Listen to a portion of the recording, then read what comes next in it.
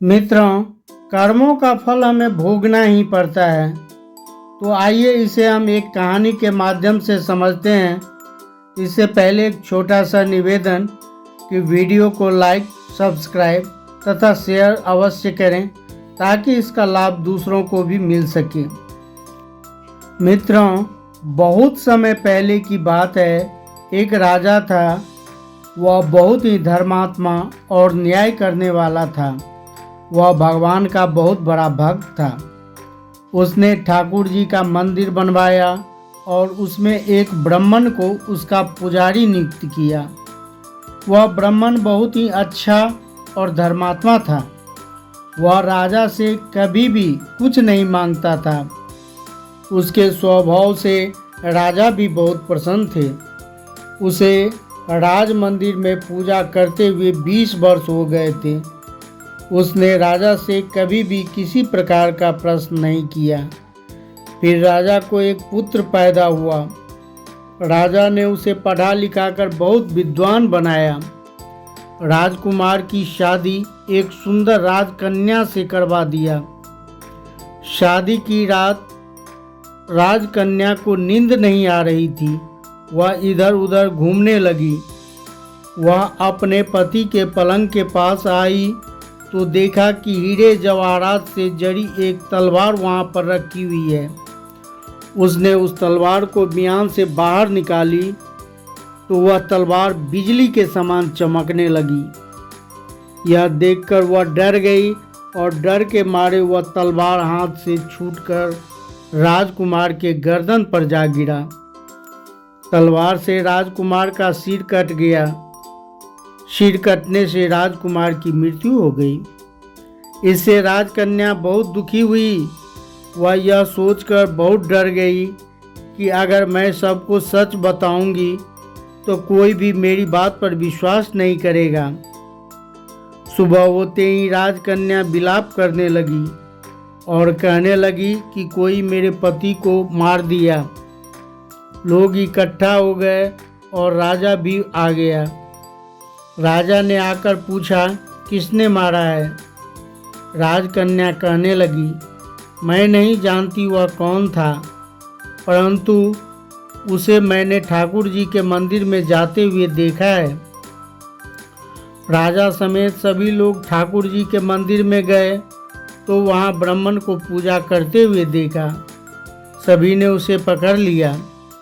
ब्राह्मण ने बहुत कहा, मैंने राजकुमार को नहीं मारा, पर किसी ने उसकी बात नहीं मानी।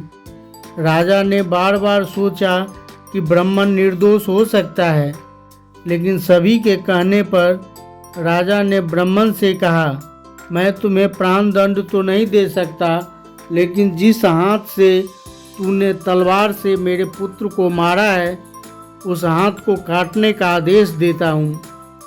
ऐसा कहकर राजा ने उसका हाथ कटवा दिया। इससे ब्राह्मण बहुत दुखी हुआ और राजा को अधर्मी मानकर वह राज्य छोड़कर चला गया। उसने फिर बहुत खोज की कि कोई विद्वान ज्योतिषी मिले तो उनसे बिना अपराध के हाथ कटने का कारण पूछूं। उन्हें काशी में एक ज्योतिष विद्वान मिले। वह ज्योतिष से मिलने उनके घर गया। वह ज्योतिष घर पर नहीं था। उसकी पत्नी ज्योतिष की आलोचना कर रही थी और उन्हें भला बुरा कह रही थी। थोड़ी देर में वह ज्योतिषी घर आ गए। ज्योतिष के घर आने के बाद भी उनकी पत्नी उनका तिरस्कार कर रही थी, पर ज्योतिष चुप रहे और उन्होंने अपनी स्त्री से कुछ नहीं कहा। इसके बाद वे अपनी गद्दी पर जाकर बैठ गए। ब्राह्मण को देखकर ज्योतिषी ने कहा, कहिए ब्राह्मण देवता, आपका कैसे आना हुआ? आया तो था अपने बारे में पूछने के लिए, लेकिन पहले आप अपना हाल बताइए कि आपकी पत्नी अपनी जुबान से आपका तिरस्कार क्यों करती है? तब ज्योतिषी ने कहा, यह मेरी स्त्री नहीं, मेरा कर्म है। दुनिया में हम जिसे भी देखते हैं, भाई हो, पुत्र हो पिता हो या कोई भी संबंधी, वह सब हमारा अपना ही किया हुआ कर्म है।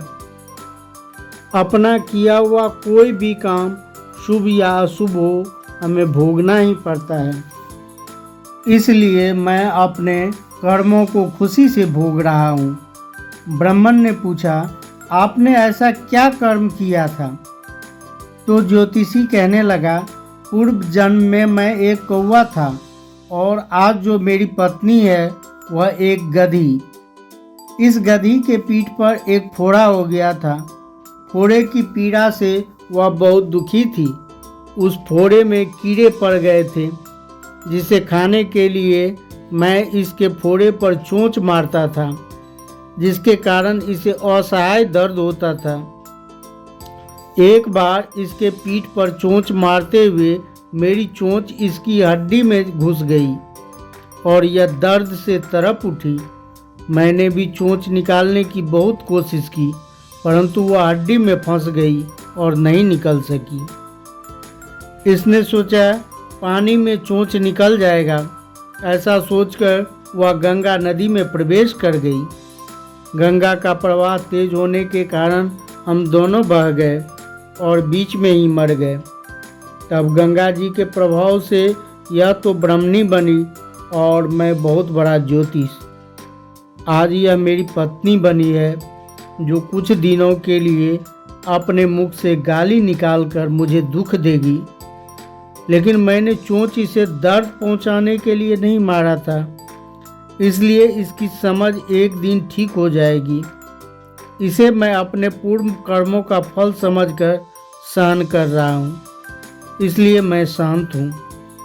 मैं उस दिन की प्रतीक्षा कर रहा हूँ जिस दिन इसका स्वभाव अच्छा हो जाएगा। अब आप बताइए कि आप यहाँ किस लिए आए हैं?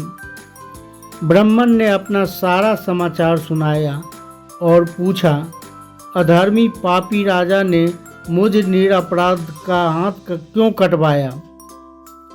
ज्योतिषी कहने लगा, राजा ने आपका हाथ नहीं कटवाया, आपके कर्म ही आपका हाथ कटवाया है। इस पर ब्राह्मण ने पूछा, ऐसा किस कारण हुआ? ज्योतिषी कहने लगा, पूर्व जन्म में आप एक तपस्वी थे, राजकन्या गाय थी और राजकुमार एक कसाई। जब कसाई गाय को मारने लगा, तब गाय आपके सामने से भागकर जंगल में चली गई। कसाई उसका पीछा करते हुए आया और आपसे पूछा, गाय इधर तो नहीं गई?